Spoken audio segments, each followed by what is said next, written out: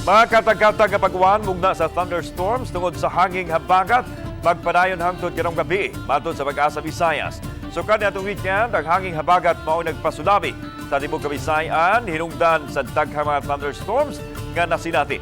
Basit sa thunderstorm advisories nga gipagawa sa Pag-asa Visayas gahapon, nakatala ang sugbog 26 ka mga thunderstorms sa agad nini sa amihanan ug habagatang bahin sa lalawigan Sugbo.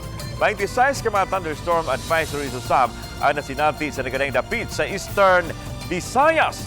Kinoon, matod sa Pag-asa, sugod og mga lawa subli ng mohinay ang hanging habagat ug masinati usab ang init nga panahon hangtod sa Huwebes. Sa pagkakaroon, wapay na monitor ang Pag-asa ng mga daotang panahon gawas sa Philippine Area of Responsibility. So within this day, afternoon and evening, naagihapon ta mga thunderstorm mugna sa habagat na magdala ng occasional heavy rain. So delikado kini, possible ang mga flash floods or landslides, ilabi na sa mga identified na mga vulnerable areas.